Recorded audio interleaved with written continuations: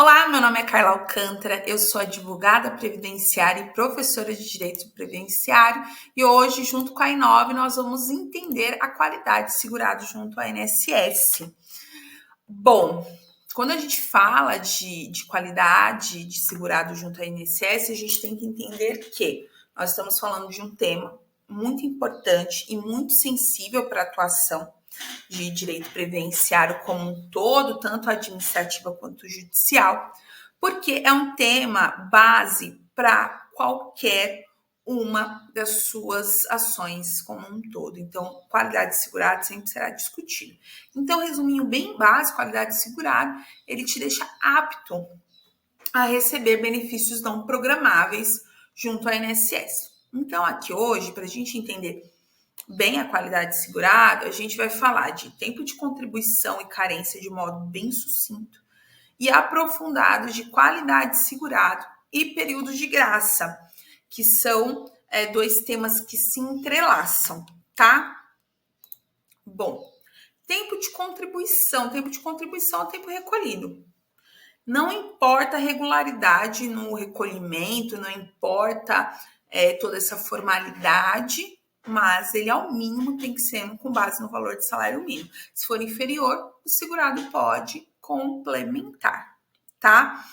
Então, suponho aí que um cliente, vamos supor, que um cliente tenha 5 anos de trabalho como contribuinte individual e entre altos e baixos, vai e vem, mês ou outro, atrasar um, pagar outro, pagar dois, três juntos, pagar um, e vai indo nesse imbróglio aí, mas recolhendo dificuldades da vida. Ele vai ter, não importa como tenha feito esses seus recolhimentos, 5 anos de tempo de contribuição junto ao INSS, né? Então, veja, atrasou, foi, voltou, pagando, ainda assim tem 5 anos de tempo de contribuição ali no sistema do INSS. Agora, quando a gente fala de carência, carência é mais chatinha. Carência ela é mais delicada. Ela exige um comportamento mais responsável, tá? Então, a carência ela é uma contribuição validada mês a mês. Ela precisa de um pagamento, um recolhimento regular, se seu cliente é o responsável pelo recolhimento, eu não estou falando empregador ou empregado, não estou falando de empregador, estou falando de empregado, eu não estou falando de quem tem vínculo na CLT, estou falando de pessoas autônomas, segurado facultativo, ele tem que pagar certinho. Se for a empresa que está recolhendo, não é de preocupação do segurado. E aí, quando essa responsabilidade da empresa é exemplo, a gente tem que se preocupar com o fator de contemporaneidade. Por quê? Porque como a gente falou no curso de análise de CNIS, quando a gente faz um recolhimento fora do período correto, ali vai estar uma pendência, chama indicador de pendência extratemporânea. Então, você vai ter que validar esse período, dar um trabalho. Então, fácil, pagou certinho, ou a responsabilidade de um terceiro, já era, validou como carência, mas carência é mais chatinho. Tanto que a gente vai falar um pouquinho mais de carência, mais de modo sucinto.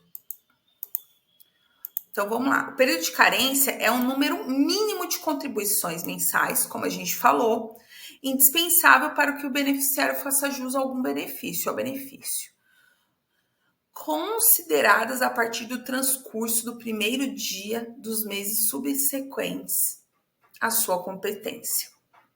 Então, é tipo um critério de entrada. Eu tenho que ter aquele mínimo para entrar naquele benefício, tá?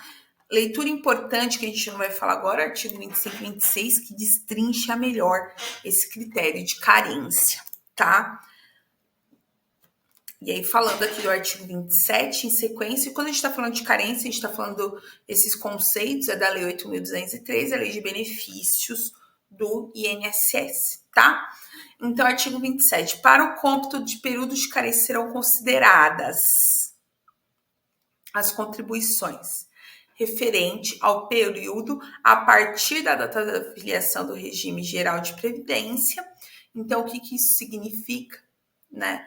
Que quando a gente está falando, nesse caso, dos segurados empregados, inclusive os domésticos e os trabalhadores avulsos, as contribuições, o cômputo da carência só é válido depois que ele tiver a sua filiação ao sistema do INSS. Como que é a filiação? Data do primeiro registro, data de responsabilidade ali pelos pagamentos em diante. Então, eu tenho um recolhimento, eu tenho um vínculo empregatício, por exemplo, que pressupõe que ele está fazendo o pagamento, se ele está fazendo o pagamento, ele é o responsável, e só me importa a data que eu me filiei, certo? Agora, no inciso segundo, quando a gente está falando de contribuintes individuais ou facultativos ou segurados especiais, aqui a forma é diferente. Então, a sua filiação para contar para carência vai contar do efetivo pagamento da primeira contribuição sem atraso. Então, eu fiz a minha filiação, fiz o meu primeiro pagamento dentro da data, eu estou validada para fazer minhas contribuições mensais e validar como carência, tá? Mudei um pouco de posição aqui, ó, porque eu estou lutando contra o sol. Então, validei a minha filiação, estou contribuindo regularmente, com pagamento certinho regular, estou preenchendo a carência das minhas contribuições, esse requisito. Passado isso,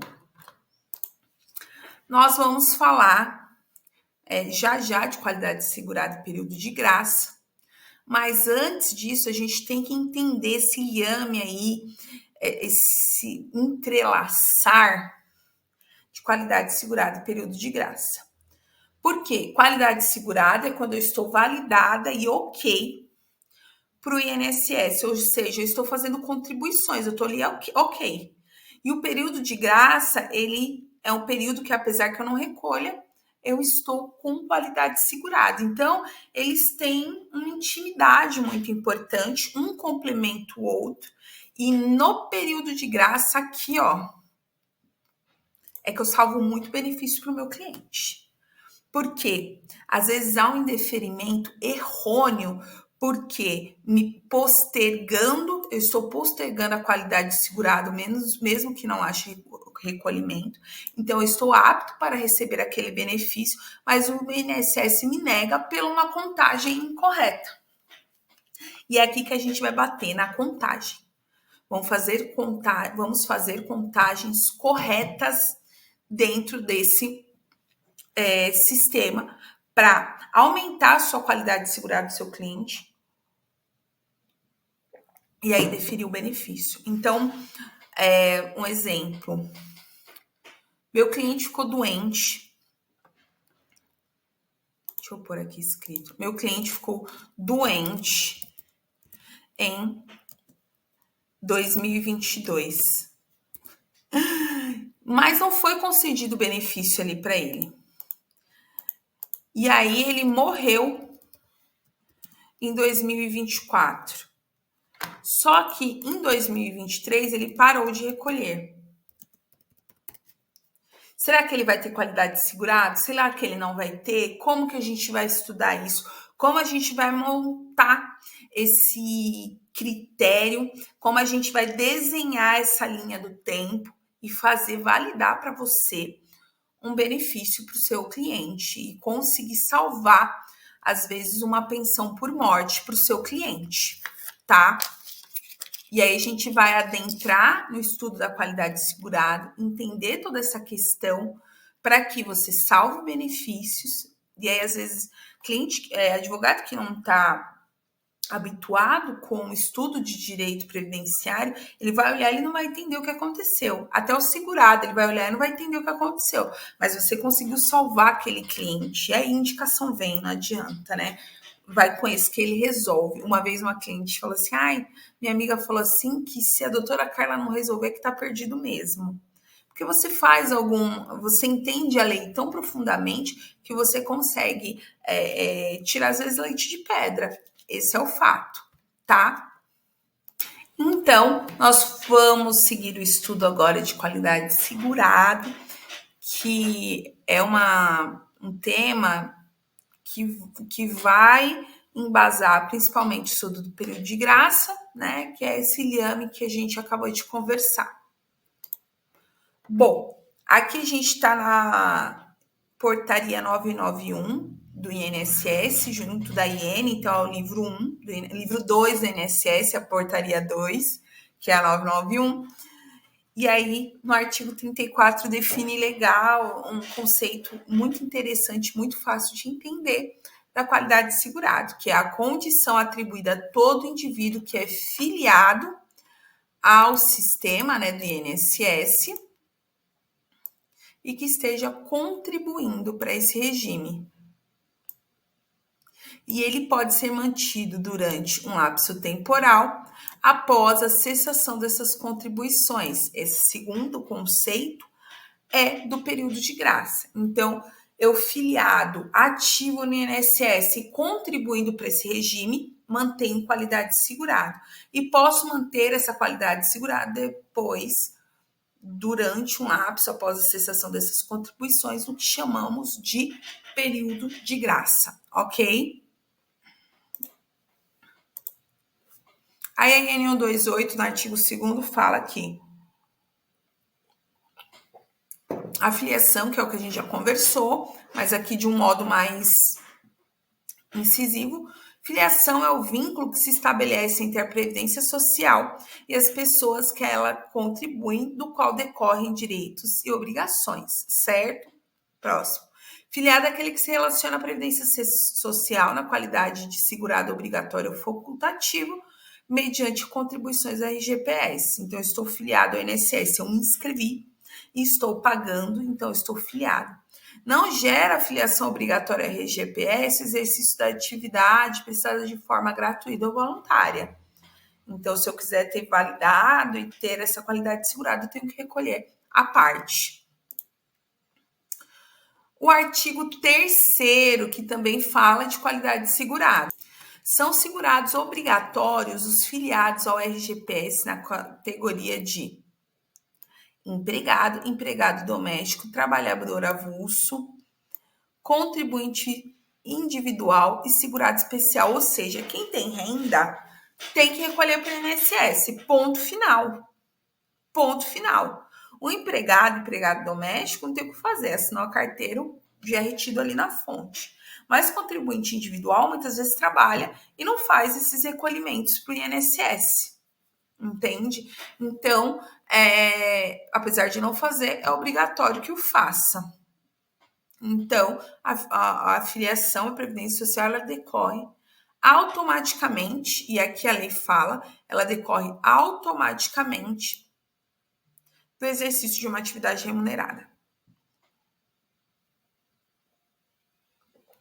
E aí, se eu tenho mais de uma atividade, eu recolho de mais de uma atividade, né? Muito pertinente ao tema, mas estava ali o artigo completo, coloquei. O aposentado que tiver um vínculo, ele é obrigado a recolher, porque como aqui já é uma explicação à parte, mas muito importante, a gente fala de um sistema de dever de todos, é um pacto social. Então, eu, contribuinte individual, sou obrigada a recolher, o Estado tem a parcela dele junto ao sistema, as empresas, apesar de muitas darem calote, também tem que fazer o recolhimento, e a sociedade como um todo tem uma responsabilidade social. Então, se eu trabalho, eu tenho que pagar menos, mesmo que eu já tenha acesso ao sistema, apesar de eu não poder utilizá-lo, porque já sou aposentada, não tenho mais nenhum benefício que eu possa utilizar no sistema, tá bom? E aí que vem o pulo do gato, que a gente vai entrar no tema de manutenção ali da qualidade de segurado, ou seja, período de graça, certo? Então, vamos lá. Mantém qualidade segurada. Isso aqui vocês têm que ler sempre, toda vez que for analisar um caso específico ali no seu escritório. Você vai olhar um caso de um cliente, você precisa analisar isso de forma muito mais profunda e muito cautelosa, com anotações, tá? Para que isso se resolva da melhor forma. Então, vamos à leitura do artigo 15 da Lei 8.213. Mantém qualidade segurada, ou seja, período de graça. Isso, período de graça é porque é de graça, eu estou dando para você em tese. Independente de contribuições, sem limite para quem esteja em gozo de benefício, exceto auxílio acidente. Então, se eu recebo algum benefício por incapacidade, eu vou ter qualidade de segurado. O segurado mesmo. O auxílio acidente ele não gera esse direito porque ele é um benefício de origem indenizatória. Sofri uma sequela, vou ser indenizado. Essa é a argumentação, tá? Então, ele não é um benefício previdenciário de origem única, exclusivamente previdenciária. Ele tem um fundo indenizatório. Então, enquanto eu estiver recebendo auxílio doença, eu tenho qualidade de segurado, tá? Até 12 meses após a cessação das contribuições para aquele que deixar de exercer atividade remunerada. Isso é muito importante, porque o segurado facultativo não exerce atividade remunerada. O segurado facultativo recolhe porque ele quer. É uma opção, porque quem é obrigatório a receber? Aquele que recebe renda de uma atividade. O facultativo ele não recebe renda nenhuma de uma atividade. Portanto, ele recolhe como facultativo. E aí, a qualidade de segurado dele é menor. Ela vai se manter esse período de graça por menos tempo, né? E a gente vai ver depois. Mas, para quem exerce atividade remunerada, essa pessoa vai manter o período de graça, né, essa qualidade de segurado, findou a atividade remunerada por mais 12 meses, tá? Até 12 meses após cessar a segregação, o segurado acometido de doença de segregação compulsória. Muito se falou aqui é uma tese ainda que eu não vi aplicada na prática muito, do Covid, que é uma doença que segregou. É uma doença que tem uma segregação compulsória, né? O Covid em si. Quando a gente falar que segregação significa afastar, separar. Então, você está em segregação. O Covid fez isso. Então, aqui teria essa aplicação, tá? 12 meses após o livramento do segurado retido ou recluso. Então, segurado, antes de ser retido ou recluso, direito penal, você vê, o segurado estava em qualidade de segurado ou exercia atividade remunerada, foi detido ou recluso, saiu, ele tem qualidade de segurado por 12 meses. 3 meses após, 3 meses aqui é pouco, né? Mas 3 meses após o licenciamento, o segurado incorporado às Forças Armadas para prestar serviço militar. E aqui, como nós falamos, até 6 meses após a cessação das contribuições do segurado facultativo. O recolhimento do segurado facultativo ele é muito específico, muito chatinho, ele precisa se convolar. Então, se você está recolhendo, você 6 meses retorna o período de carência ali que você tem que recolher, que a gente conversou para você poder acessar os benefícios não programados. E se você parar de recolher por 6 meses, você tem que recolher mais 6 meses de novo. E a primeira contribuição tem que ser no dia correto, senão não valida, tá? Ele é um benefício, ele é um recolhimento mais chatinho, mas ajuda ali, né? Às vezes você olha ali um recolhimento para poder flexibilizar, tá errado, é um pouquinho chatinho. mas dá para resolver, tá? Vou finalizar esse bloco, a gente retorna para continuar essa parte de qualidade de segurado, tá bom? E aí a gente já vai vir conversando e depois vai ter até estudo prático. Nem tinha comentado, mas vamos ter um estudo prático.